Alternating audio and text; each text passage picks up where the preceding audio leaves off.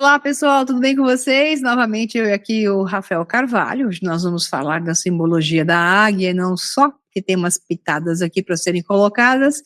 E a boa notícia é que ele tem agora o livro 2 do Código da Arquitetura da Matrix, que ele realmente estava preparando, e ele está ainda melhor que o primeiro. Então quem gostou do primeiro, se prepare para o segundo, e quem não tem o primeiro, mas quiser começar pelo segundo, também pode, né? Então, o assunto hoje é um assunto bastante importante no momento atual. Então, com o desenvolvimento que o Rafael vai fazer, eu vou adicionando ou deixando para o final adicionar. Mas eu queria fazer uma entrada para preparar a mente de vocês para o tipo de contexto que eu gosto de fazer entender, que é a dualidade da nossa realidade. Todos os símbolos, tudo que existe na nossa realidade, inclusive nós temos o nosso lado expansivo e o lado de contração. Você pode chamar isso de luz e trevas. Eu prefiro chamar entre expansão e contração. Então, toda a simbologia apresenta exatamente as mesmas características superiores e inferiores. Não há só um símbolo totalmente superior ou um símbolo totalmente inferior, porque todos eles, depende como se desdobram, eles vão apresentar características mais ligadas ao mundo da matéria ou mais desligadas da matéria, portanto, com menos ego, personificação, e mais visão do pleroma, que é fora dessa realidade. Para preparar, então, o contexto, vai a primeira frase, que é: a vida é a aparência extrínseca de um processo dissociativo em uma consciência universal. Então, a consciência universal se apresenta na realidade da fisicalidade através de construtos, formas de construção que carregam, então, os seus algoritmos e sua significância de espelhamento superior e inferior. E com isso, começamos, então, com o Rafael. Manda bala, Rafa. Oi, pessoal, tudo bem? Mais uma vez estamos aqui, convite da Maria. Maria fez uma introdução maravilhosa. Maria, obrigado pelo convite novamente, estar aqui de novo, né? É sempre bom trazer esses temas tão legais assim, tá tendo uma procura, um interesse do público também tá bastante positivo, né? Sem dúvida. Então é sempre, assim, gratificante para mim, né? Maria já anunciou que eu já acabei de fazer o segundo livro, né? E foi, assim, muito bom fazer esse livro, porque ele dá uma continuidade nas ideias do primeiro livro, né? Onde no primeiro livro a gente fala muito sobre os símbolos, e nesse segundo livro eu quis trazer os significados que eles têm internamente na gente, né? Porque eu falei também de símbolos externos, né? Os donos do mundo, uma coisa assim também que rolou ali no primeiro livro. Esse segundo livro traz uma visão mais interna, né? Porque a mudança, como todo mundo sabe, vem de dentro sempre, né? Então é um prazer estar aqui. A gente escolheu o tema hoje para falar da águia, que é um símbolo arquetípico poderoso, e vale a pena a gente aprofundar um pouquinho mais nesse tema. Bom, pessoal, já estou aqui compartilhando tela com vocês aqui da nossa apresentação. E como é de praxe, eu vou falar uma mitologia antes da gente iniciar, para a gente preparar aqui o espírito, né, e as mentes da gente sobre esse assunto tão importante. Eu decidi falar um pouquinho de Prometeus, né, o mito de Prometeus. Eu ia inicialmente falar só a parte onde Prometeus é punido ali, onde tem a águia que, né, que vai punir Prometeus. Mas o mito é tão interessante, ele agrega tanto simbolismo e tantas ideias relevantes que vale a pena contar o mito todo, né? Então a gente vai contar o mito todo, e porque ele vai acabar se desdobrando aí nas nossas apresentações também, tá bom? E até, Então, Rafa, que no final dessa apresentação, você colocasse aquele vídeo que tem uns 5 minutos, mais ou menos, declaração de guerra, que é o mito de Prometeus. Mas com aquela narrativa bonita toda, com essa pegada de revolta contra a opressão, né? E a busca da sabedoria, a luta entre a opressão do saber e a opressão daquele que quer dominar, portanto, quer deixar ignorante. Então, isso no final desse vídeo, a gente promete para vocês colocar, porque poucas pessoas assistiram, e porque não está escrito o mito de Prometeus, está escrito declaração de guerra, porque é isso que é a guerra entre o Titã e Zeus, o deus do Olimpo, a águia. É isso que o Rafa vai falar. Então, no final, esse vídeo fica bonito. Fica lindo, esse vídeo tá muito bonito, ele tá poético e traz uma força de espírito. Esse vídeo no final vai ficar excelente, vai coroar a nossa apresentação aqui. Pode deixar que a gente vai colocar aqui para o pessoal ver. Vale a pena, né? E para quem viu, rever, porque é lindo esse vídeo. Então vamos começar aqui falando um pouquinho da mitologia grega, falando de Prometeus, né? Bom, a gente tinha falado um pouquinho, a gente tinha até comentado de Prometeus na última live que a gente falou de Cronos, né? E Prometeus também é um titã. Só que ele não era irmão de Cronos, ele não pertencia àquela família especificamente, né? Mas ele era da linhagem dos titãs. Então, o pai dele era um titã chamado Japeto, uma coisa assim. Não é Gepeto, não, tá? Esse é o pai do Pinóquio. É Japeto, uma coisa assim, né? E o nome significava é, premonição, premeditação, né? Então, ele tinha um irmão também, o Prometeus tinha um irmão, que era o Epimeteu. Prometeus pode ser entendido como aquele que traz previsões. Inclusive, ele aparece no mito de Cronos, trazendo uma previsão para Cronos, dizendo que ele não ganharia a guerra através da força. Só que Cronos ignorou ele e ele acabou ficando do lado dos olimpianos naquela batalha, né? Então, Prometeus significa previsão, então ele é um pensamento antes, um pensamento antecipado. E Epimeteu seria a reflexão, é um pensamento depois, né? A gente só reflete depois. Então, seria essa dualidade aí, né? De um que prevê, que pensa antes, e o outro que pensa depois, né? Previsão e uma reflexão.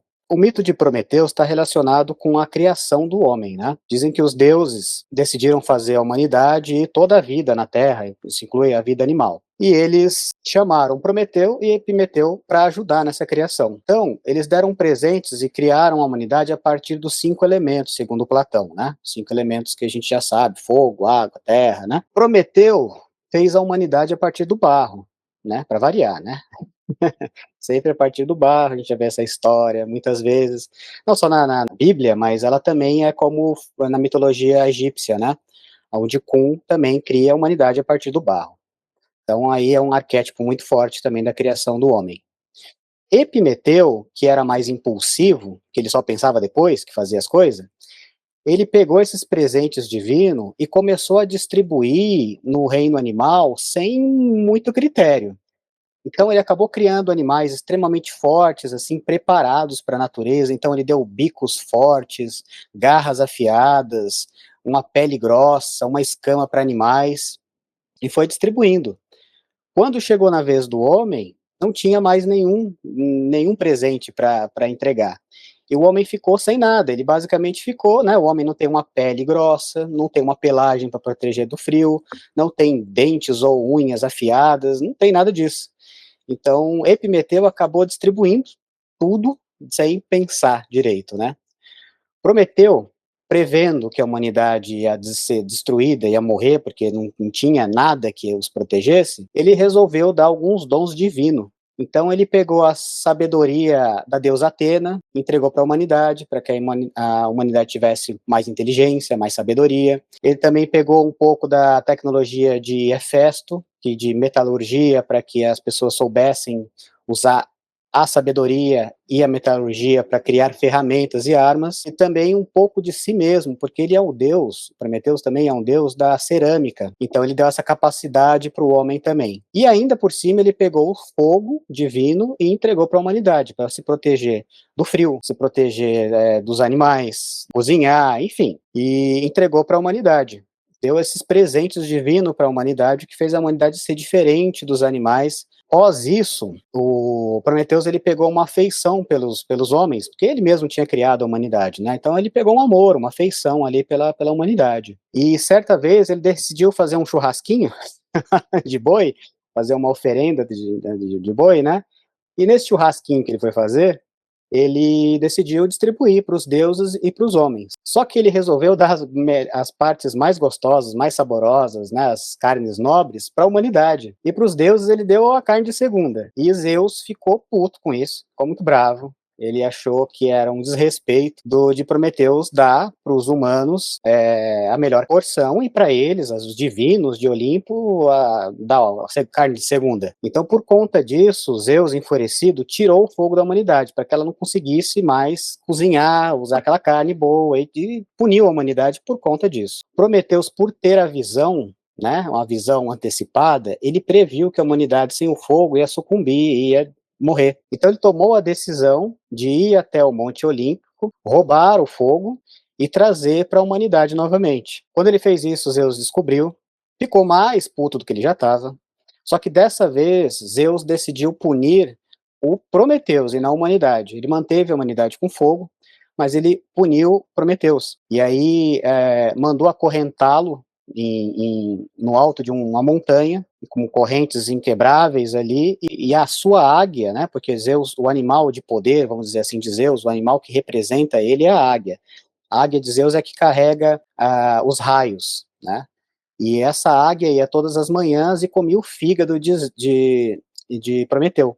E o fígado, ele já é considerado ali a sede das emoções ali, né? Então ele todos os dias atacava o fígado, tirava as emoções ali de Prometeus, que na manhã seguinte renascia de novo, porque ele era imortal. Esse ciclo sempre acontecendo. Logo após isso, depois de muito tempo, Zeus foi lá e sabia que tinha uma profecia que ia acabar com a vida dele, que ia destruir, que ia destruí-lo. Perguntou para Prometeus se ele revelasse essa profecia, ele libertaria Prometeus dessa situação. Prometeus negou e continuou lá por muito tempo ainda sendo castigado. Aí logo depois veio Hércules, encontrou Prometeus naquela situação e flechou a águia e salvou o Prometeus, tirou ele daquela situação. Zeus novamente ficou enfurecido com isso, mas dessa vez ele não decidiu punir não Prometeus, ele só obrigou Prometeus a usar um anel em seu dedo, feito das correntes que aprisionavam ele, como lembrança do que ele tinha feito. E aí Prometeus passou a usar um anel em seu dedo, bem bastante simbólico, né? É daí que, teoricamente, viria esse símbolo de usar um anel, uma aliança, simbolizando essa união entre o divino que fez a humanidade e o homem, né? Surgiu essa lenda daí. Então depois que a gente contou esse conto, que ele ainda continua ainda, mas a gente vai parar por aqui e vamos seguir, porque esse conto ele é muito importante para a gente linkar depois vários pontos simbólicos, né? Então a gente tem aqui o poder do arquétipo do inconsciente coletivo. A águia é mais do que um símbolo, é um arquétipo central no inconsciente coletivo, um padrão universal que emerge espontaneamente sonhos, mitos e arte. É muito interessante e importante, na verdade, a gente entender as diferenças aqui de arquétipos, símbolos e signos. Eu vou dar a visão de Jung disso, tá? A visão de Jung de arquétipos e símbolos e signos é a seguinte: os arquétipos, eles não têm uma forma definida. Eles são energias psíquicas que se encontram no inconsciente coletivo. Essas energias psíquicas, quando são manifestadas na nossa mente, ela toma uma forma. E como a gente está no mundo material, as coisas têm que ter forma para ser compreendidas. E aí essa forma é o símbolo. Então a águia é um símbolo arquetípico. Então é importante separar. Arquétipo em si, puro, ele é uma energia psíquica, não tem forma. Quando eles têm uma forma, quando ele se manifesta na mente, no inconsciente da gente, essa forma é simbólica. E o símbolo, ele carrega em si vários significados, signos. Porque, por exemplo, uma águia, a minha águia interna representa algumas coisas, tem um significado. Para você, a águia interna vai ter outros significados. Então, a águia, por exemplo, para um artista, não tem o mesmo significado que tem, por exemplo, para um guerreiro. Então, existe ali a simbologia geral do inconsciente coletivo, mas ela carrega também os significados, que é a manifestação do inconsciente individual, né, das pessoas. É Nossa, importante entender isso para a gente conseguir. Foi ótimo que você falou isso, porque é por isso que eu falei que o símbolo, ele se desdobra, né? Então, quando a gente tem a águia dos Estados Unidos, que vem da ideia da águia romana, né? Porque, queira ou não, não só a Rússia pretende ser a terceira Roma, como os Estados Unidos pretende ser a terceira Roma, mais isso do que nunca hoje, dá para perceber, é o símbolo da visão superior. Então, essa visão de cima para baixo é o olho da pirâmide, é o olho que tudo vê, porque ele está acima de todos e qualquer um. E, por outro lado, personifica Zeus, então a águia personifica a vontade de Zeus, e então ele se torna opressor e dominante.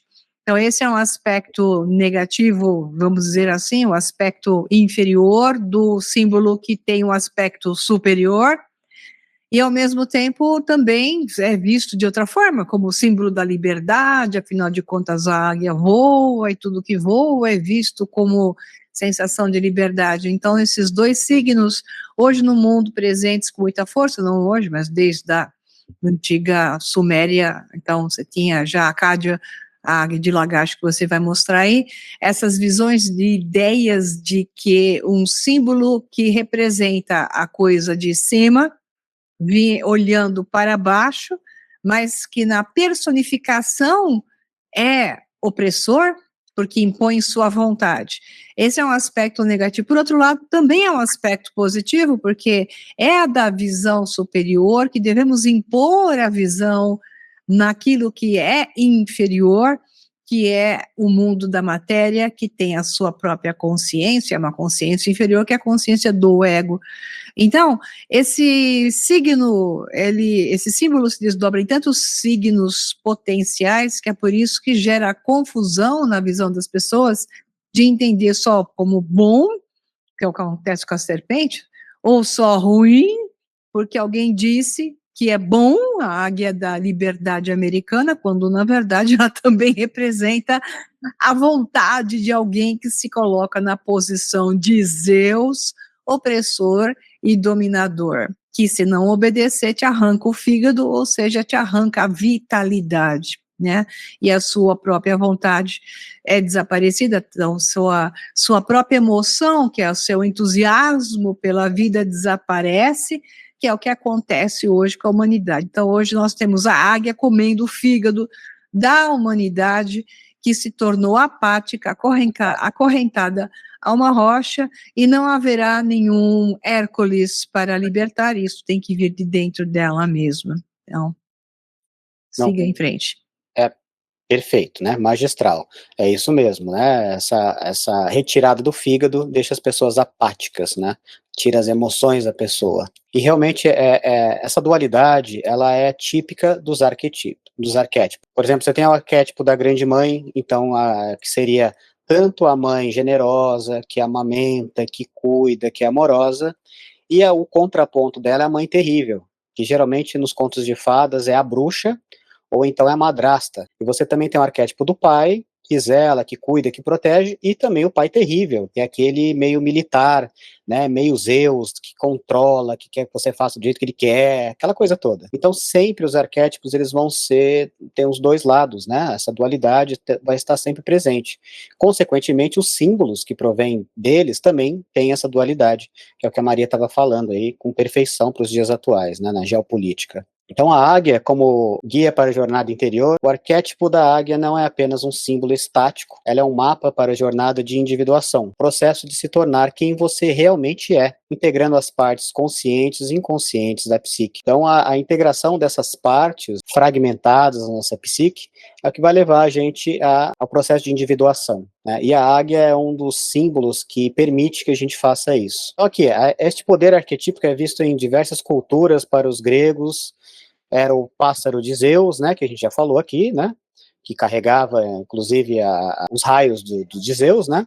Na mitologia nórdica, ela pousa na árvore do mundo, Yggdrasil. Maria já falou bastante dessa mitologia nórdica, ela é interessantíssima. Então você tem a árvore ali do mundo e ela está dividida entre o submundo, o mundo aqui humano, né, e o mundo Asgard, o mundo dos deuses, né, e a águia está no topo disso. ela está numa posição de grande destaque ali no topo da árvore, um símbolo poderoso ali, né? E para os povos nativos americanos era a manifestação do grande espírito. Então a gente tem aqueles totens americanos, né, onde tem vários animais de poder e geralmente é sempre um animal alado, no caso uma águia, que também fica em cima, né? É muito parecido com o Brasil, né? Eu trouxe aqui, que eu achei interessante, o primeiro registro escrito de um sonho arquetípico, que foi do rei Gudea. Gudea foi um governador, né, foi um governante da cidade-estado da Suméria, de Lagash, por volta aí de 4.100, 4.200 anos, e esse sonho foi registrado aí nesses cilindros que está aparecendo aí na imagem, que são cilindros onde está escrito, as escritas cuneiformes, né, típica dos sumérios, contando esse sonho de Gudea. E o Gudea está aí nessa posição aí, essa estátua aí, né, esse carequinha segurando as mãozinhas, diziam que ele era um rei pacificador. E eu acredito que seja, né, porque se ele fosse igual essa estátua, ele tem cara de ser gente fina mesmo, né, que não quer guerra com ninguém, quer paz, né, parecendo um monge. Então no sonho ele relata que ele olhou para cima e ele viu um gigante que estava cobrindo o céu inteiro. E esse gigante usava uma coroa divina.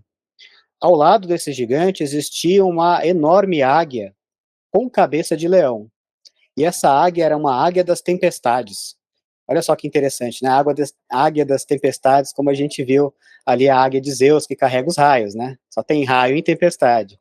Então, você vê que esses processos psíquicos do inconsciente, eles vão se repetindo, né?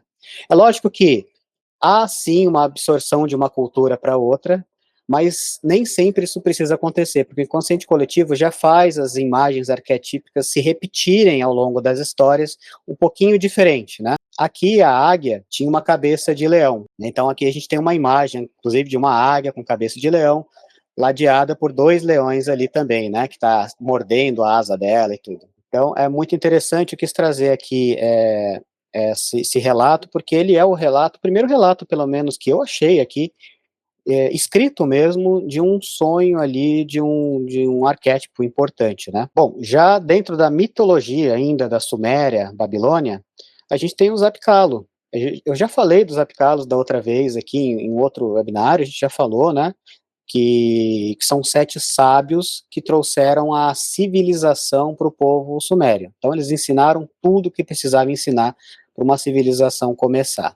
Então eram os grandes 7 sábios. O primeiro sábio era o Anis, que a gente falou dele. Ele veio das águas, então ele tinha ali uma roupa de peixe, era um humano com roupa de peixe, né? E o último sábio que veio, ele tinha um aspecto de águia, um aspecto de ave, que eu coloquei uma imagem aqui de um apicalo, né, segurando uma pinha e a famosa bolsinha também na mão dele, e ele é um desses 7 sábios que veio ensinar. Então você vê que desde o começo da humanidade, da mitologia, a águia sempre está presente, né, de alguma forma. Eu também coloquei uma fotinha ali pequenininha de um alto relevo ali no tempo dos babilônios, onde tem uma representação do homem peixe e também de um homem águia ali, com as partes de baixo também de boi, né, que é uma outra criatura mitológica aqui. Bom, ainda na Suméria e na Babilônia, de novo, a gente tem a representação aqui de um ser que tem características de águia também, que é o Anzu. O Anzu era um demônio, tá, da mitologia Suméria e Babilônia, e ele tinha um corpo de leão, né, e tinha asas e garras da parte da frente ou a de trás, depende da época, de águia, né, ele tinha as características do leão e da águia. Então aqui eu escrevi também, encontramos a figura de Anzu, o leão alado que rouba a tábua de destino de Ninurta. Ele rouba a tábua de destino, na verdade, de Anu. Então a história é o seguinte: Anzu, ele representa as forças inconstantes e poderosas da natureza. Então ele é a mistura do animal mais forte da terra, que é o leão, e o animal mais poderoso do ar, que é a águia. Então ele é a mistura desses dois e ele é um animal, ele não tem um controle ali racional. Então são forças poderosas e fora de controle. E ele vai até o reino de Anu, que é o rei, né, supremo, Deus supremo da Suméria, e rouba a tábua da lei e da ordem divinas. Cria o caos. Com isso, o Anu chama Ninurta, que a gente já falou dele também, quando a gente estava falando de Cronos e falando de Saturno. Então ele chamou Ninurta, porque Ninurta é Saturno, e falou: Ninurta, vá encontrar esse demônio e destrua e traga de volta a tábua do destino, da lei e da ordem. Ninurta era um deus que estava relacionado com a guerra e também com a agricultura, como eu já tinha dito na vez passada. É a dualidade aí, né? É o ciclo de renovação e destruição, né? Então, da guerra, destruição, e também da plantação, né, que tem a ver com fertilidade e renovação. Então ele foi atrás do Anzu e derrotou o demônio, recuperou as tábuas do destino e recuperou a ordem. Então ele é Saturno, né, que vem e Oi? Deixa eu só atrapalhar aí. Ah, não, por Porque, favor. assim, de acordo com Immanuel Velikovsky, você tem aí Ninurta e Tiamat. Alguns chamam de Anzu, mas algumas representações falam de Tiamat. Então, você tem Saturno e Vênus. Então, o duelo celeste entre Saturno, Vênus, Júpiter e Marte, né? Então, exatamente as tábuas de Anu, que seria então Júpiter, né? Então, você tem a situação da mulher Vênus, colocada como um demônio, porque teria descarregado a luta celeste, que depois os raios do céu, que seria justificado, então, porque Marte está tão destruído, e quem apanhou foi Marte, na luta entre Saturno, Vênus, e Júpiter e Marte entraram no meio, e tem a descarga eletromagnética, que é a teoria dos físicos de plasma, baseada em Immanuel Velikovsky, né? Então, a ideia de Saturno com Vênus é uma das visões possíveis para isso.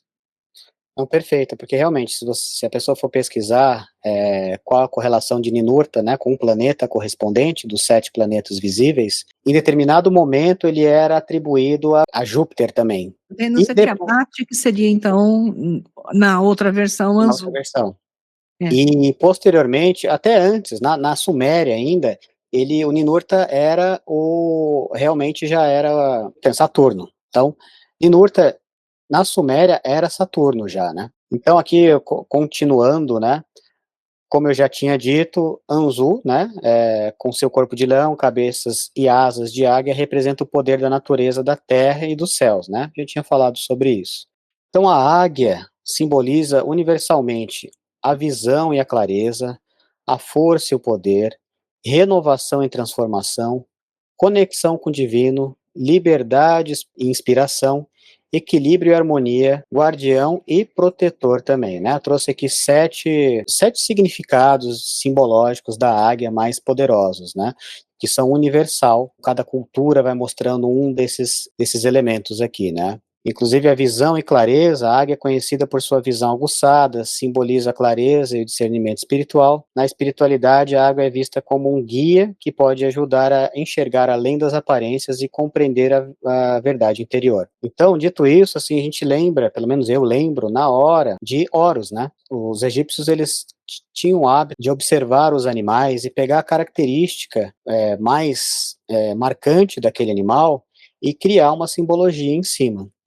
Então, o Horus, que seria a águia do Egito, né, que é um falcão, ele tem uma visão muito boa, né, a visão, assim, a gente sabe que ele consegue ver um ratinho a 1 quilômetro, 2 quilômetros de distância, uma visão, assim, fora do comum, ele enxerga aquilo que nós não conseguimos enxergar. Então, simbolicamente, isso significa uma visão interior, porque o olho de Horus representa a nossa glândula pineal, dentro do cérebro, no meio do cérebro. Então, a visão espiritual interior. Não são os olhos que a gente vê o mundo, mas um olho interior que enxerga além daquilo que os olhos podem ver, né? Então, eles associaram a essa grande visão poderosa da águia com uma visão interior profunda, né? O próprio Jung, trazendo ele de volta aqui na conversa, ele tem uma frase muito bonita a respeito disso, né? Que ele diz que quem olha para fora sonha, mas quem olha para dentro desperta. Então esse olhar interior, espiritual, é o que desperta você realmente. Também trouxe Ra aqui, porque Horus e Ra é representado fisicamente, né? Da mesma forma, é a mesma cabeça ali de falcão ali representando, e é um deus solar. Ra é um deus solar. A própria águia, né? E aqui no caso o falcão, é uma representação solar. Inclusive, quando a gente estava vendo ali na mitologia Babilônia, Suméria, a gente vê essa mistura do leão que é um animal solar, com a águia, né? Então essa mistura acontece porque todos eles têm essa energia solar. Então ele também representa a força e o poder, né? A água é frequentemente associada à força e ao poder, sua capacidade de planar a grandes altitudes e sua agilidade simbolizam a capacidade de superar desafios e alcançar objetivos. Bom, notoriamente a águia, ela sempre foi um símbolo de grande poder, e é por isso que ela está representada no mundo inteiro, nas nações mais poderosas do mundo, né. Trouxe aqui até o slide aqui com uma coletânea de imagens para mostrar isso. Todas essas imagens aqui de águias são de povos que foram dominantes em suas respectivas épocas, né. Então a gente tem aqui a águia bicéfala dos hititas. Os hititas, eles eram muito poderosos, e eles estavam há 3.000 anos atrás, mais ou menos, quando essa águia aqui foi idealizada por eles. E eles rivalizavam com o Egito. Então o Egito era como se fosse os Estados Unidos hoje, né? Eles mandam e desmandam, eles têm tecnologia, conhecimento, né? E dominam o mundo. E os hititas era, sei lá, como se fosse uma Rússia hoje em dia, né? Eles também tinham muito poder e rivalizavam diretamente com o Egito, a ponto do primeiro tratado de guerra do mundo foi entre os hititas e os egípcios, no tempo de Ramsés II, né? Que é o famoso faraó, aclamado, que ele era um grande general de guerra e tal. E eles fizeram o primeiro tratado de guerra. Interessante que quando você vai estudar lá sobre os egípcios nesse período, as escrituras estão dizendo que o Egito ganhou dos hititas, que teve uma vitória fenomenal e tal. Mas se teve um tratado de guerra, é porque teve um impasse, né? Eles não ganharam, porque quando um povo ganha a guerra de outro povo, eles dominam essa área, eles invadem, eles saqueiam, eles pegam território para eles. Sempre foi assim, até hoje em dia é assim. Mas isso não aconteceu. Então, provavelmente, os hititas tinham tanto poder militar quanto os egípcios na época. Os hititas ficavam ali na região da Anatólia, região que divide o Ocidente e o Oriente, né? E é por isso que essa águia, simbolicamente, nesse período, simbolizavam uma cabeça para o Oriente e uma para o Ocidente, porque ela estava na divisa, então ele tinha poder sobre o Oriente e o poder sobre o Ocidente, né, que estava a região de Istambul, era a capital deles lá, dos hititas nesse período, né, então era isso que simbolizava essa águia de duas cabeças nesse período. Essa ideia depois foi mudando, e como eu falei no começo, né, a energia arquetípica, ela tem o seu símbolo, e seu símbolo tem os seus significados. Então, a partir vai passando o tempo, esses significados também vai mudando. A águia bicéfala etita, ela é posterior à águia de Lagash, que a Lagash é acho que é período acadiano, se eu não estou enganada. É. Então eles só fizeram uma coisa que, na verdade, naquela época não tinha país, né, eram Não, regiões, então cidades-estado. eles eram quase que uma coisa só, em dominação, então simplesmente é o mesmo símbolo. Muda a cara da águia, que parece que, no caso do Hitita, parece mais um abutre que uma águia, É. mas a ideia é a mesma. Sim, sim, com certeza, isso foi absorvido, né, essa ideia da águia, sim, com certeza. Eu até trouxe aqui a águia aqui romana. Essa águia não tinha duas cabeças, né, a águia romana, já é uma águia mais normal, e ela é um grande símbolo de poder. Para ter ideia, para quem não sabe, toda vez que os militares romanos marchavam para a guerra, eles levavam na frente deles, justamente essa imagem aí, né, a Áquila numa vara, assim, né, e assim, ela representava o poder total de Roma, poder militar de Roma. E perder essa águia em batalha, assim, era uma vergonha indizível. Era melhor o soldado morrer do que ele perder essa águia. Tinha um significado simbólico para eles poderosíssimo, né? Era basicamente levando Roma em suas mãos ali com o poder da águia. Essa ideia da águia, depois ela foi passando para outros países, né? E conforme Roma foi caindo, ela foi fragmentando, outras nações foram surgindo, entre elas o Império Bizantino, né, que se diz herdeira de Roma. Também tem o Sacro Império Romano, também, que se diz herdeira de Roma. Esses impérios que foram surgindo depois que a Roma foi se fragmentando, trouxe também para eles a ideia de águia, como um grande poder militar, né? Mas aí a gente já vê a águia bicéfala de novo, né? A gente já repara que eles voltaram com a ideia de águia bicéfala ali, que a gente via já nos hititas. E eu trouxe aqui também uma miscelânea de imagens de emblemas Sacro Império Romano, Germânico, né, e da Federação Russa. Todos esses herdaram a ideia dessa energia da águia como símbolo de poder e força e dominação. Então, a renovação e a transformação também é um símbolo poderoso da águia.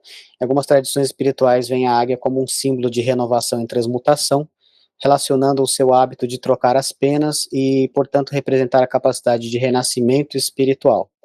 Existe até uma lenda que ela não é, biologicamente, ela não é certa, não acontece isso na natureza, mas ela tem um poder simbólico muito grande, né?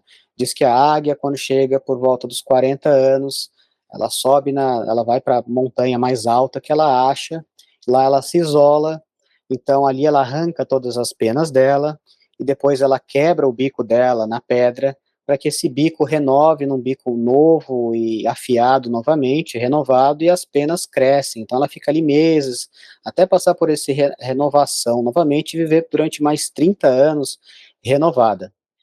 Na natureza isso não acontece, uma águia costuma viver 20 anos no máximo na natureza, né? Ela não passa por essa transformação, mas essa lenda ela é muito conhecida e tem a ver com renovação mesmo, né? De determinada idade você se renova, você se revê.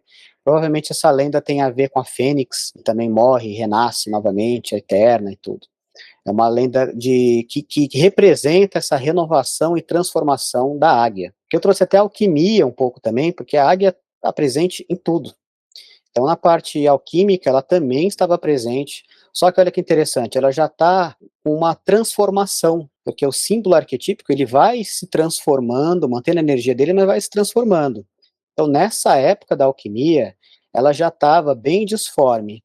Então, eu trouxe aqui duas imagens aqui de grimórios da época medievais, né? Então, eu trouxe aqui a dualidade, né, do homem e da mulher ali, a asa de águia agora já é uma asa de dragão. Ali embaixo ela está sob ali uma serpente com patas de águia, um animal já metamorfo ali. Então essas transformações começaram a acontecer já na alquimia na Idade Média. E eu trouxe aqui também as imagens é um grifo, né? Que é um leão e tem a cabeça já de águia. Acho que o grifo mais famoso que tem é o bicurso, né? Do Harry Potter. Então já vem da Idade Média e tem um sol ali, porque é um animal, né? O leão, a águia, como eu já falei, é um símbolo solar. A palavra alquimia tem origem do árabe, que significa a química, e por sua vez tem origem no grego, que é a fusão de líquidos ou arte de transformar metais. A raiz grega é frequentemente associada ao antigo termo egípcio para a terra do Nilo, Kemet, né? Terra Negra, que também designava o país. Então, Kemet significa Terra Negra. Muita gente hoje em dia interpreta isso como sendo porque estava na África, né? Então era o povo negro. A Terra Negra era dos negros que moravam na África, ali, os africanos e tal. Não é essa a tradução real, né? Na verdade é porque a terra, literalmente a terra do Nilo, depois que ele descia as cheias dele, era uma terra preta mesmo e bastante fértil. Então era terra que era negra mesmo, né? Não é porque o povo que morava lá era negro, não é isso. Né? Isso é importante falar porque hoje tem uma distorção nessa parte aí, né? Deixa eu E falar prova uma coisa, Rafa, com relação ao símbolo aqui que você mencionou, do rei e da rainha. Essa simbologia significa completeza, ou seja, o símbolo superior. O superior é completo, ele não é dividido.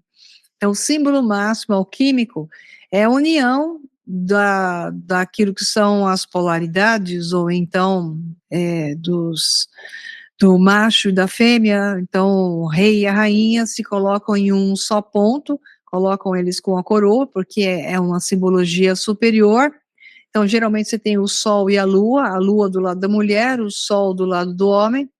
Então, a asa pode estar presente ou não, mas nesse caso, estando presente, você tem uma estrela acima e uma visão de um animal inferior embaixo, seria uma mistura de serpente com alguma coisa, um dragão, uma coisa assim.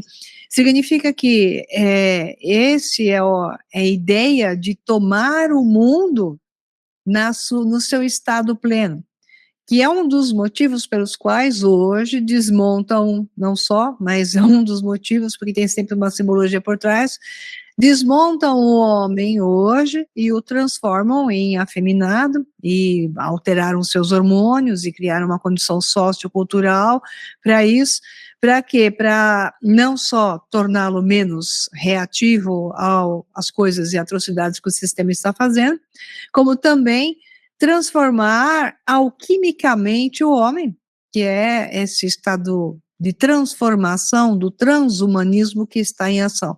Portanto, a desconfiguração dos gêneros de macho e fêmea e entrar em um estado, então, de uma coisa ser as duas coisas, é o conceito chamado de uraniano, que era uma sociedade do século XIX, início do século XX, que pregava que o superior era exatamente não ser nem macho nem fêmea, e que, portanto, a união de todos. Esse é um princípio alquímico do passado, da visão de que é o homo filosóforo que carrega Fanes, que é o homem primordial, que então não é nem macho nem fêmea e que carrega todos os potenciais dentro de si mesmo. É uma confusão desgraçada de filosofias orientais que são trazidas para o Ocidente e então se reduzem em sentido, se perde o conhecimento e se transforma em uma representação pífia de um sentido e conhecimento superior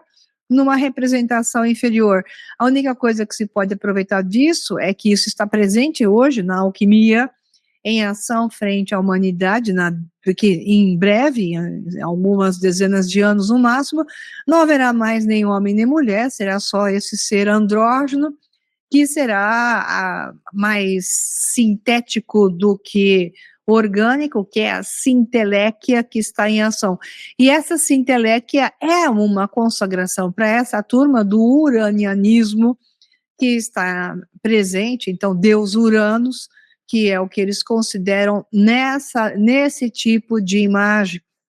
E ao mesmo tempo você tem a ideia superior do ser alado, com a visão superior, então você tem uma estrela, significa aquele que está por cima, e da visão inferior unida, que é o mundo, então, da serpente, do dragão, do conhecimento, da matéria, da nossa realidade.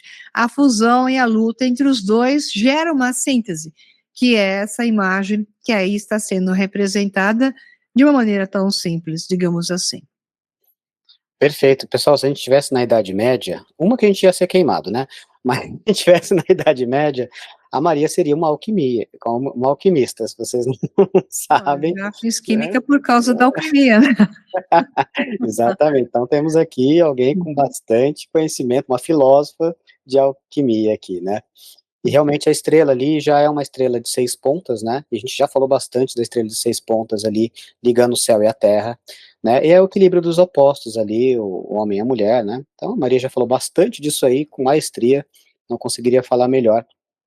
Mas a ideia aqui é que como ela falou, é uma confusão, conforme a igreja católica, e cristã foi avançando, o conhecimento antigo ele foi se perdendo, ele foi sendo destruído com a queda do mundo antigo e o começo do desenvolvimento ali, da era cristã, né, católico e tudo mais, esse conhecimento foi levado para o mundo islâmico, foi levado para o Oriente.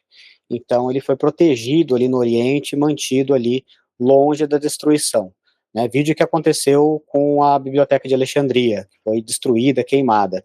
Então ali simboliza o fim do mundo antigo, né, e o começo da Era das Trevas, ali, da Idade Média. E esse conhecimento fragmentado que sobrou no Oriente, e muitos persas protegeram esse conhecimento, então o mundo islâmico também teve sua participação ali, um pouco nisso, e eles protegeram esse conhecimento, e esse conhecimento depois foi entrando de forma secreta para a Europa novamente, que foi formando essa alquimia, que é esses símbolos, como a Maria falou, confusos, malucos aí que aparecem, porque já é uma miscelânea de ideias fragmentadas do mundo antigo, e que foram essas representações desses fragmentos que foram aparecendo aí.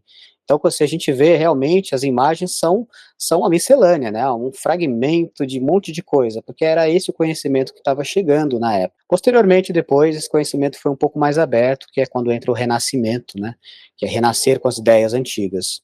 Aqui a gente seguindo, a gente tem a maçonaria grau 33, que também usa essa águia bicéfala como símbolo do grau 32 e do grau 33, os graus mais altos da maçonaria. Muitos alquimistas, eles se reuniam na maçonaria, né, viraram maçons, e eles trouxeram essa ideia da águia bicéfala, dessa ideia alquímica, para a maçonaria. Então, isso foi absorvido também pela maçonaria, eles começaram a usar. Aí o significado da águia bicéfala também muda também ali, né?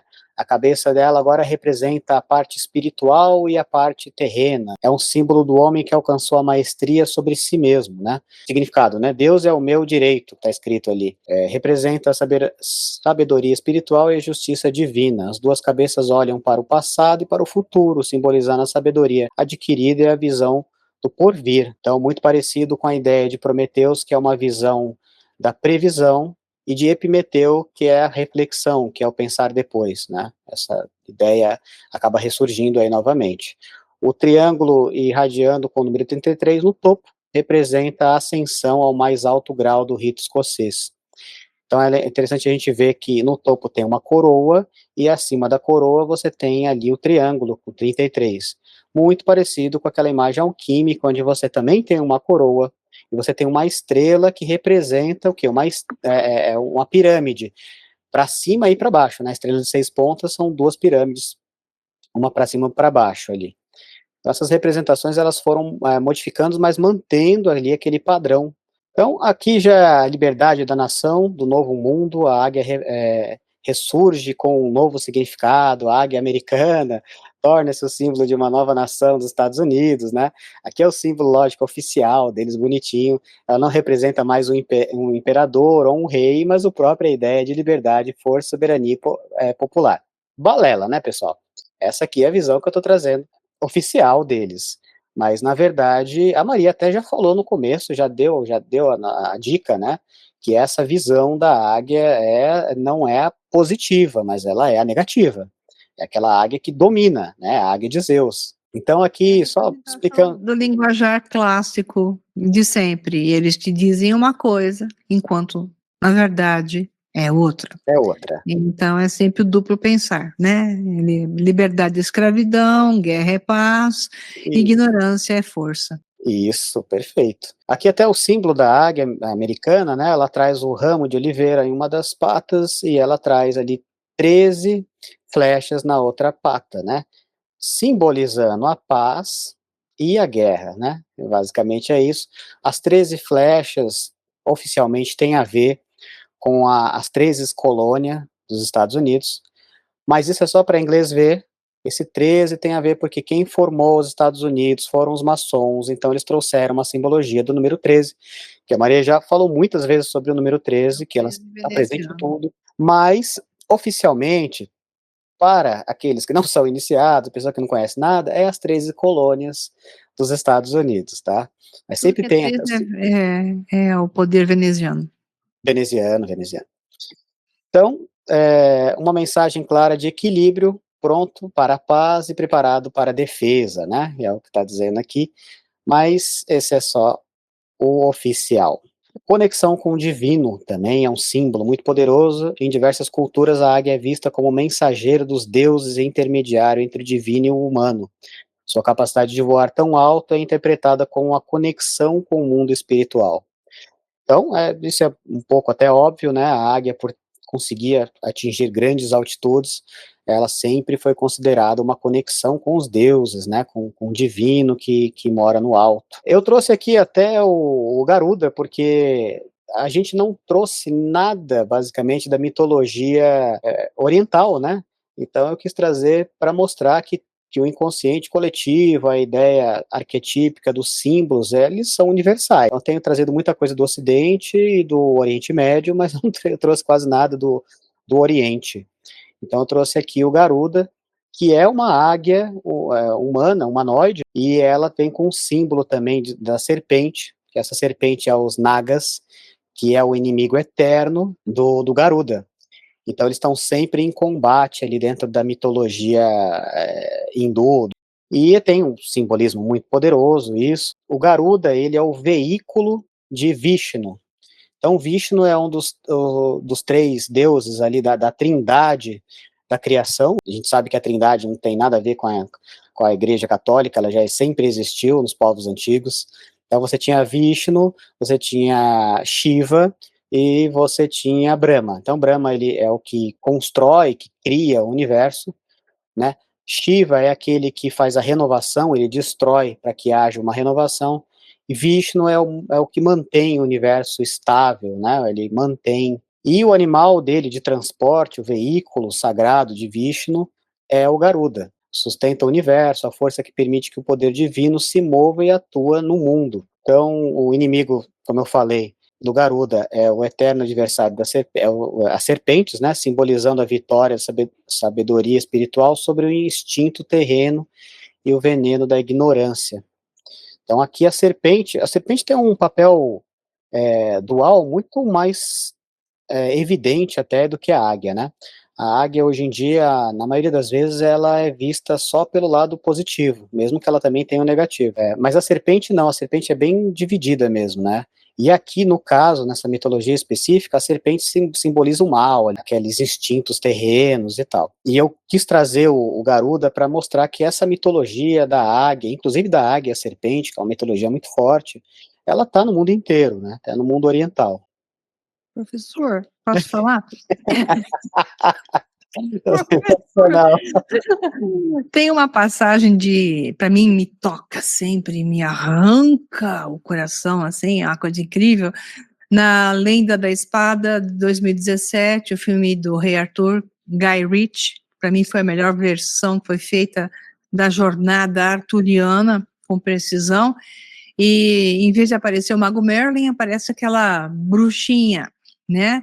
Aquela maga muito bem colocada, por sinal, que o Guy Ritchie tem sempre uma simbologia forte nos filmes dele, que eu aprecio bastante, ele é muito inteligente na colocação das coisas.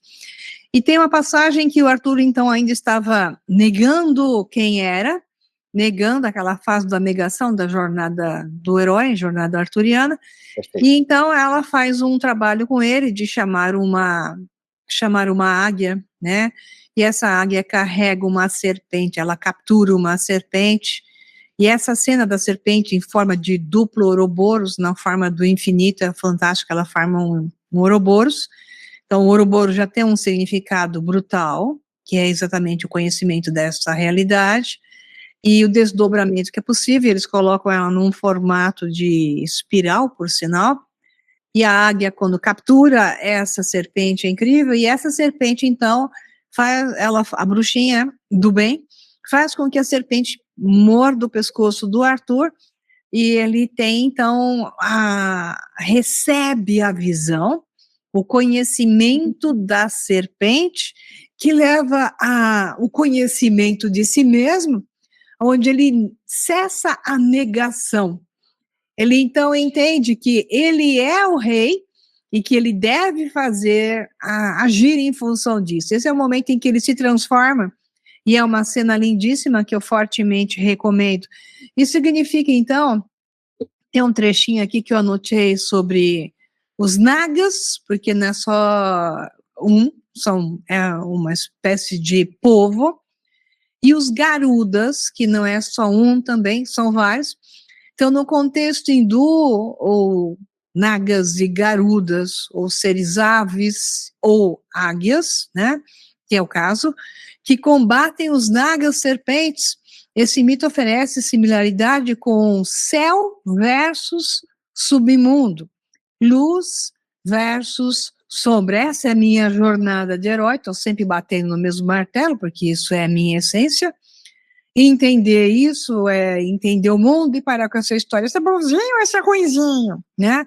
Que às vezes tem vontade de socar as pessoas porque não quer sair disso, mas é bom ou ruim, né? Entenda, não é bom ou ruim, depende do contexto e depende do que está sendo feito, tudo tem os dois lados, e o ser humano quando ele aprende a ver isso dentro dele e vê no mundo externo, ele está, então, com essa visão do Arthur sobre a mordida da serpente. Então, em sua dramaturgia, primeiramente, nós temos que entender essa imagem sedutora da águia, como ser superior, como até império, força, soberania, glória dourada, e depois ela revela o que se oculta, a serpente, a sabedoria, o silêncio, o subversivo. Então, exatamente conforme dar o que querem e depois o que precisam. Então, existe sempre essa coisa forte. Mircea Eliade, que eu aprecio bastante, ele colocou assim: entre a serpente, o símbolo das trevas, e a águia, a ave do sol, há sempre o duelo. E esse duelo está em todos os arquétipos e todos os mitos de todo mundo, como é o caso da Irlanda, Inglaterra, nesse mito arturiano, que eu acho lindo, e essa cena você deve assistir com todos os seus sentidos abertos, para que ela toque a você, e você sinta a picada da serpente, e se transforme nesse mesmo Arthur, ok? Perfeito, lindo. Então, seguindo aqui, a liberdade e inspiração. A águia é frequentemente associada à liberdade, planando pelo céu com um senso de desapego. Isso simboliza a liberdade espiritual e a capacidade de se elevar acima das preocupações terrenas. Então, eu lembrei de um vídeo que a gente fez em 2017, um vídeo que está lindíssimo, né? Ele está poético, que é o vídeo do Condor e da Águia. É um vídeo maravilhoso. Inclusive, eu posso até deixar junto com o vídeo que você sugeriu no final, posso deixar esse vídeo também, ele está muito bonito. Né? Então, aqui nas Américas, especialmente na região andina, o parente mitológico da águia é o poderoso Condor.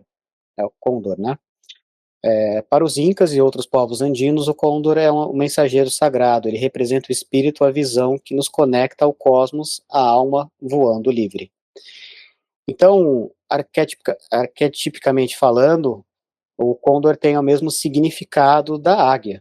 E eles fazem parte da trindade sagrada ali dos povos andinos, onde você tem o Condor, que seria o soberano dos céus, aí você tem um Puma, que seria o soberano ali da terra, e a serpente, que é do submundo, como a Maria estava falando, como a gente mostrou aqui no slide de cima, né, dos Nagas, né, submundo ali.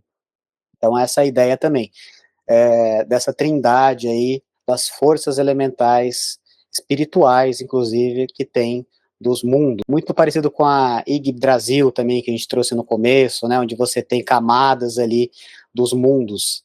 Mais um trechinho aqui do Mircea Eliade, que eu gosto bastante, sobre a águia e a serpente, que eu peguei aqui, vou até ler porque tem a ver, e eu bato nesse martelo sem parar, e eu vou continuar batendo até que mais cabeças entendam que isso é fundamental. A imagem da ave, isso aqui é Mircea Eliade, a imagem da ave solar que acende e domina, e da serpente que rasteja e oculta, quando a águia coleta a serpente, constitui entrelaçamento simbólico do antigo, como ele já disse na obra dele, entre a serpente e a águia e o pássaro do sol, né? Ele diz aqui a águia aparece como agente da luz e da ordem, e a serpente do fundo da sabedoria ou do caos. Então, quando essa dinâmica se converte em símbolo de império, que é o caso que a gente estava falando, na águia bicéfala, ou águia de Lagash, dourada, que domina os dois mundos, ela exprime uma ideologia de soberania totalizante. É por isso que, então, maçonaria, grau 33, significa, então, aquele que passar pelo grau 33 deve trabalhar para eles para tiranizar, dominar e fazer a obra, né? Então, a serpente, por sua vez, permanece como figura que resiste, que habita o limite, que reúne o conhecimento que o poder pretende suprimir, que é o caso do rei Arthur. Ele tinha que ser mordido pela serpente para receber o conhecimento da serpente, a vitalidade da força, e resistir à opressão, na história do Guy Ritchie, do tio dele, né? Então, a integração do lado invertido, negativo, Nesse caso é fundamental. Então, nesse sentido, a águia, poder, pode assumir o papel no mito de Zeus, transformada em águia, que pune, então, Prometeus, que é o que você falou. Então, isso é totalmente Mircea Eliade. A força que anula o saber livre, reforçando que o império da águia pode ser também o império da ignorância ou da ordem que sufoca, que é o que as religiões fazem, que os impérios fazem, que aqueles que se colocam na posição de líder mundial fazem, deixando todos na ignorância e então impondo a sua vontade. Ao mesmo tempo, a serpente conhecimento, que significa conhecimento, pode assumir o papel de Prometeu, do rebelde que traz chama, porque quem tem conhecimento vai sempre usar a sabedoria para não ser reprimido, suprimido e dominado. Então, a sabedoria da serpente é fundamental, né? Então, como observa Mircea Eliade, ele fala assim: a águia que devora a serpente não é só vitória, é anúncio de dominação sobre o que o poder teme, o saber que brota das sombras, das sombrias raízes do submundo, portanto, sempre é do apolíneo para o dionisíaco, aquele que não passa pelo mundo inferior, não o conhece. Então Nietzsche disse muito bem: se você não conhecer este mundo da forma como ele é e não tiver a sabedoria da serpente, é impossível vencer a águia em seu signo negativo. Mas, diz Mircea ainda, como em todas as grandes narrativas, há inversão. O guardião das alturas, o símbolo imperial, pode se tornar o carcereiro do conhecimento, como Zeus, transformado em águia que arranca o fígado de Prometeu, que eu já repeti. Hoje eu me lembrei que uma moça escreveu num vídeo do YouTube meu: por que você sempre fala mal do Trump? Porque ele é a águia no seu signo negativo. Ô raios! E a serpente do fundo se revela não apenas inimiga, mas potencial de libertação para quem ousa olhar para baixo, para as raízes. Portanto, é por isso que o rei Arthur tinha que ser picado. Citações de Mircea Eliade: os símbolos nunca desaparecem da atualidade psíquica, como disse o Rafael, podem mudar de aspecto, mas a sua função permanece. O símbolo, o mito e o tempo estão interligados. Para o homo religiosos, que é um problema, na vivência simbólica, a origem e não o fim é o objetivo de toda a cosmogonia. O sagrado nunca é para o homo religiosos aleatório ou incoerente, um símbolo que sempre abre o homem a um caminho para uma resposta ou para um sentido para suas tensões existenciais. Então, conforme ainda teremos a ocasião de ver, o dragão é a figura exemplar, como também o Rafael colocou, do monstro marinho, da serpente primordial, símbolo das águas cósmicas, das trevas, da noite e da morte. Numa palavra, do amorfo e do virtual, de tudo que ainda não tem uma forma. Então, desde a pré-história, o ser humano tem sido um criador de símbolos, os quais constituem uma ponte para suas origens, o cosmos e o destino. E duas citações do Bernardo Kastrup, que não fala exatamente disso, mas que, se você entender, você vai ver que sim. A vida é a aparência extrínseca de um processo dissociativo em uma consciência universal, que é o que eu falei logo no início, é do Kastrup, porque a consciência universal utiliza os símbolos para se desdobrar em suas polaridades e possibilidades de interpretações e espelhamentos de cada um, como disse o Rafael, ou de todos aqueles que os aceitam, não questionam e não percebem que onde está o veneno está a cura. Há apenas uma consciência universal, isso é o Kastrup. A totalidade do universo físico é a aparência extrínseca dessa consciência. Então, a águia e a serpente, juntas, como nessa parte do filme do Rei Arthur de 2017, do Guy Ritchie, esse momento magistral que ele captura na tela é o significado entre estar adormecido e fugindo da realidade, como eu vejo a grande maioria fazendo, ou realmente querer despertar, mas não despertar para o mundo da goiabice, onde as pessoas vivem de goiabada e marmelada, né? Achando que são despertos, vivendo de idiotices, e sim vivendo para enfrentar a verdade, que não é fácil e demanda a passagem de um estado pré-arturiano para um estágio arturiano. Agora é com você, Rafa. Lindo, perfeito, maravilhoso. Por quanto você estava falando, eu lembrei até da mitologia dos astecas, né, de como é que eles fundaram a cidade principal deles ali no México. E conta a lenda que eles vagavam séculos ali, o povo era um povo nômade, vagando por deserto, pela floresta, até esperar que se cumprisse uma profecia pelos deuses, né? A profecia era o seguinte: eles só iam fundar a cidade no momento que eles observassem uma águia devorando uma serpente em cima de um cactus. Então eles Tem a ver com passaram. Quetzalcoatl, né, E, a águia serpente, a serpente alada. Era exatamente. exatamente a ideia do deus da completeza, a águia e a serpente unidos. Unidos, exatamente, a sabedoria da serpente, né, com o Muito bem poder da águia. colocado, muito bem Então, colocado. é bem legal. Quando eles acharam isso, eles construíram aquela cidade monumental que você já conheceu, né? Bom, não foram eles, mas ok, ocuparam. Sim. Ok, não Não foi. foram eles, mas Não, gente, ok. não foram eles. Aliás, Aqui a gente está naquele outro trazendo a livro que parte você escreveu, vou mitológica. dar uma pitada aqui, você sabe muito bem que não foram eles, você Sim, até colocou claro. isso lá. Claro, não foram eles, a gente está trazendo Teotihuacan, uma mitologia, uma parte é, do inconsciente sim, coletivo, sim, né, essas representações. Fisicamente ali no mundo real não foram os sim. povos astecas que construíram aquilo lá, né, isso é assunto para outra aula. É importante frisar isso, é. Bom, depois eu deixo também o vídeo aqui, pode deixar, Má, o vídeo depois aqui da Águia e o Condor, é um vídeo Quiser lindo, né, assistir, assiste, bota no final, no né? É finalzinho depois do bonito, seu quem quiser vídeo, é muito assistir, lindo. assiste.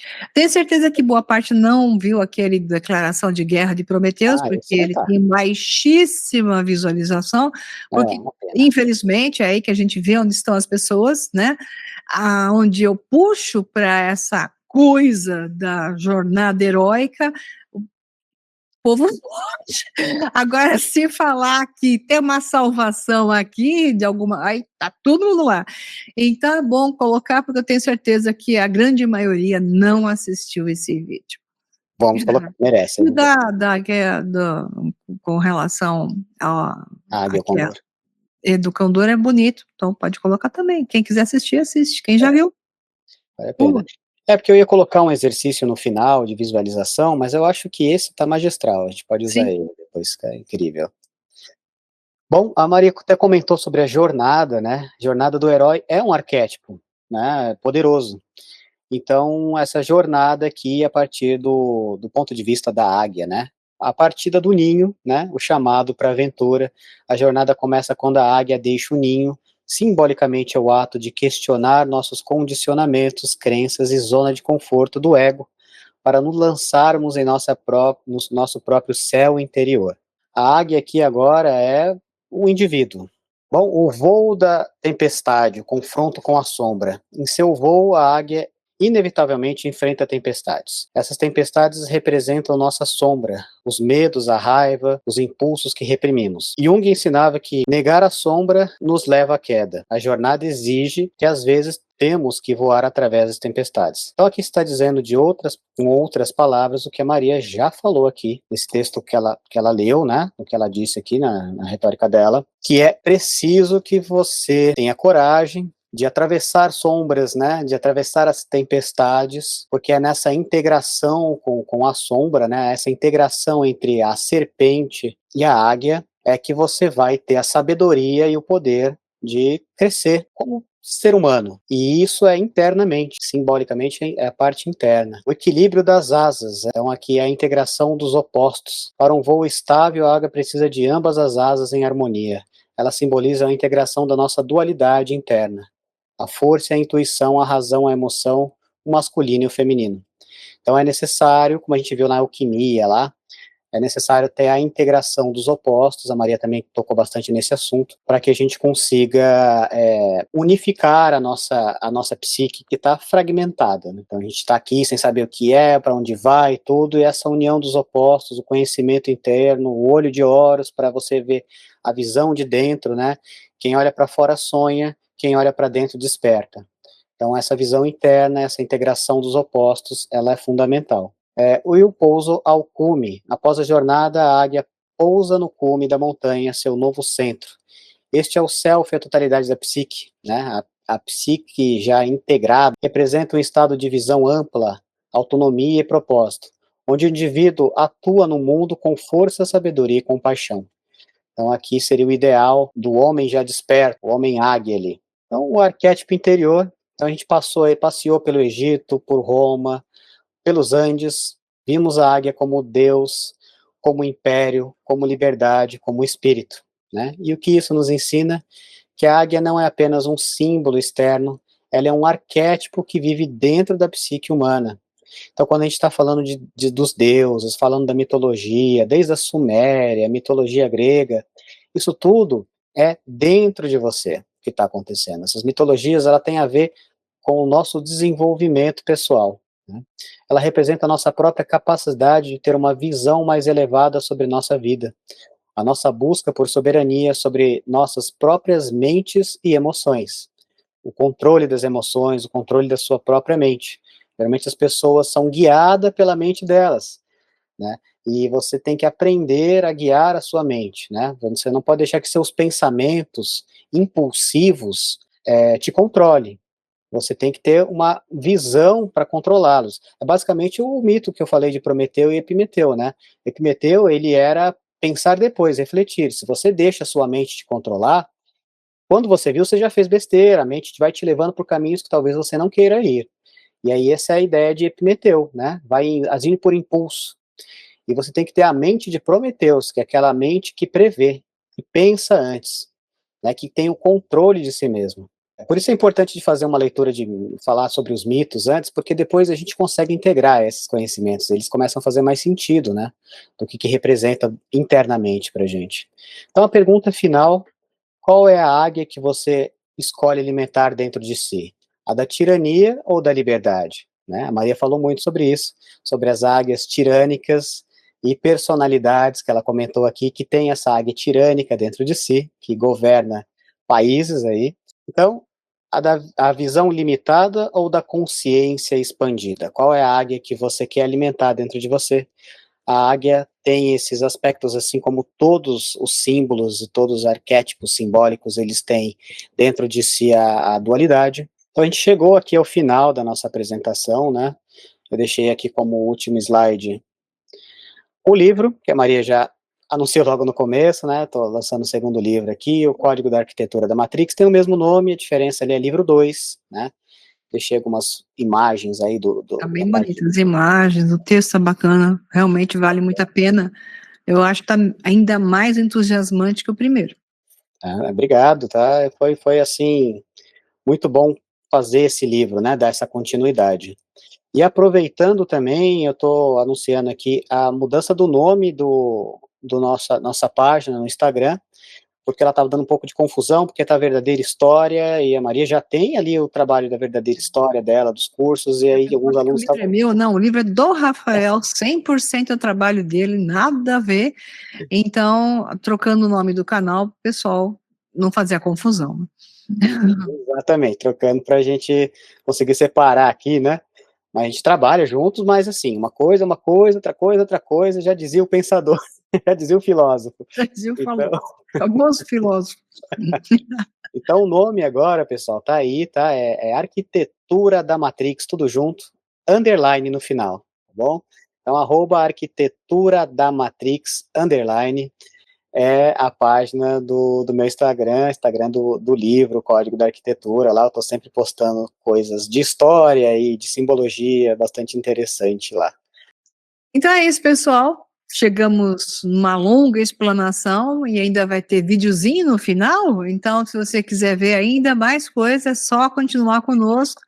Muito obrigada pela presença. Para comprar o livro do Rafael, como sempre, na descrição do vídeo, tem lá como você clicar e ir direto para a página da Hotmart, que é onde ele está fazendo a venda. Você pode pegar digital ou só digital, que é o que eu faria, porque eu gosto, mas a grande maioria ainda gosta de impresso, então pode ter impresso ou digital, então pode ter os dois também, depende de quem é, tá bom? Então vocês, na hora de rolar a página da Hotmart e entrando pelo link, vocês vão ter como escolher o que vocês querem. Certo, Rafa?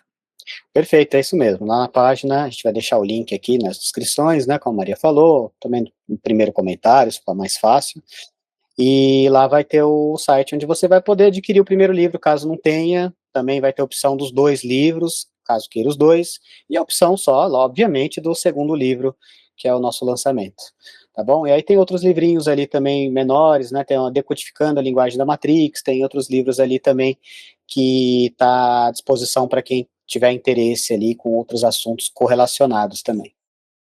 É isso. Bom, queria agradecer a todo mundo aí, a audiência, ao pessoal que tem me recebido sempre com muito carinho aqui nos comentários, né? E dizer que é sempre uma honra estar aqui, mas muito obrigado pela oportunidade de estar aparecendo, é sempre uma delícia essa nossa conversa. Ótimo para o pessoal, né? A discussão é sempre boa, quem já sabe rever e quem ainda não tinha isso claro, vai aprendendo, pegando umas pitadinhas a mais. Então, é uma forma bem singela e divertida de vocês poderem desenvolver ainda mais. E tem os livros do Rafa, que podem ajudar também, quem gosta de olhar, ver imagem, virar página. Meus alunos falam, eu gosto de papel, então manda bala. Ok? Perfeito, muita gente gosta mesmo do livro físico. Isso. Então é isso, pessoal, obrigada e até a próxima. Tem uma forma de entrar em contato com você, Rafa, se o pessoal se atrapalhar, ter algum problema e não conseguiu completar a compra, como que eles podem entrar em contato com você? Tem sim, é pela própria página do Hotmart, né? Tem um WhatsApp lá? Vai ter, na verdade, o e-mail. Então a pessoa tá? consegue entrar em contato pelo e-mail ou também pelo contato, como eu mostrei aqui da arquitetura da Matrix, né, underline, final, também consegue mandar mensagem para mim, tá? Então, assim, já vai ter os meus contatos lá para quem tiver algum problema, assim, né? Um rapaz, inclusive, comprou um livro físico, só que ele errou o endereço e a gente conseguiu resolver, porque ele entrou em contato comigo por e-mail, então, assim, qualquer problema... Se acontece alguma coisa, então... normal. Tá. Normal, tá bom? Então, tem meus contatos lá, sim. Perfeito. Então é isso, pessoal. Muito obrigada e até a próxima. Tchau, tchau. Tchau, tchau.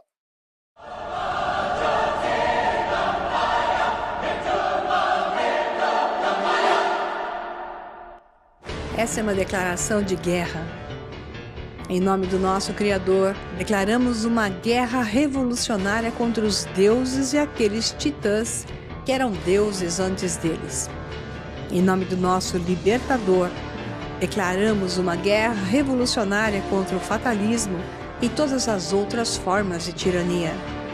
Devemos pensar além do fim de todas as coisas com uma vontade indomável de alcançar a vitória, um martírio que inspire a uma rebelião duradoura naqueles a quem passamos a tocha do nosso exemplo. De todos os mitos antigos que ainda têm força vital, o de Prometeus é o mais poderoso porque também é o mais sinistro. Em um mundo onde a maioria das pessoas sofreu uma lavagem cerebral para acreditar que o seu Criador é um Deus Pai ciumento e tiranicamente irado, arquetipicamente idêntico a Zeus, o mito de Prometeus, como o Criador do homem, é um meteoro que ameaça o cosmos inteiro, com o espectro de perturbar suas constelações de crenças. O mito que Prometeu concedeu uma alma ao ser humano na forma de uma borboleta já sugere que ele não é apenas o Criador, mas também o libertador do homem. Quando Zeus pune Prometeu por tentar garantir à sua criação uma vida além da servidão sacrificial, o titã rebelde se vinga do Deus Pai, presenteando os mortais com o fogo da forja e a luz do conhecimento. O fogo que ele rouba do Olimpo, no caule da erva doce, é emblemático do poder para nos libertar da escassez imposta e da ignorância forçada. O próprio nome Prometeus é derivado das palavras gregas para previsão e premeditação. Este criador arquetípico e libertador do homem resume o espírito intrépido de pensar no futuro, imaginando futuros e preparando previsões com o objetivo de garantir que o melhor futuro possível se desenvolva. Assim, ele foi punido, amarrado a uma rocha, e uma águia, o emblema de Zeus, foi enviada para comer seu fígado, que perpetuamente se regenera, sugerindo que até mesmo Deus Pai quer saber as coisas que estão por vir, tão claramente quanto Prometeu as vê. Os gregos arcaicos usaram o fígado para prever o futuro. Assim, Prometeus é o primeiro lutador pela liberdade. O arquétipo dele reflete tacitamente um reconhecimento de que a liberdade é o fato mais fundamental no cosmos. O cosmos é inconcebível sem consciência, o que se pressupõe intencionalidade. Algum grau de livre-arbítrio, por mais condicionado que seja, é um pré-requisito para que qualquer pessoa seja pessoalmente responsável por suas ações significativas. Um cosmos no qual nossos atos criativos não acrescentam nada que não tenha sido premeditado e que não poderia ter sido previsto ou antecipado, mesmo pela providência de uma divindade, é um mundo em que não vale a pena viver. Prometeu é também a divindade que mais resume plenamente a previsão.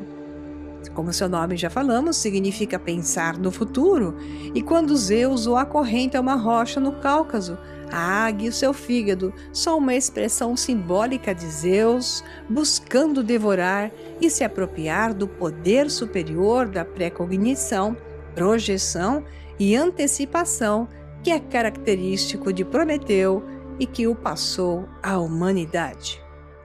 No entanto, o propósito desse poder é o de definitivamente expandir nosso escopo de livre-arbítrio e autodeterminação, ao contrário do senso de um destino inevitável. Prever possíveis futuros, seja por meios intuitivos, mas sempre baseados no conhecimento por análise projetiva racional, em um equilíbrio de ambos, na verdade nos dá a oportunidade de nos tornarmos mestres do nosso próprio destino. E para tal, a humanidade necessita retomar a chama do conhecimento que está praticamente esgotada. Portanto, prever futuros possíveis, através de análise projetiva racional, nos dá a oportunidade de nos tornarmos mestres do nosso próprio destino. Se você deseja se tornar o mestre de seu próprio destino, faça como Hércules, liberte o Prometeu em você. É isso que eu te ofereço, o encontro com Hércules e Prometeus, pois somente o conhecimento verdadeiro e profundo é capaz de transformar ao fornecer a chama da liberdade. Se esse chamado à guerra faz sentido para você, me siga por aqui.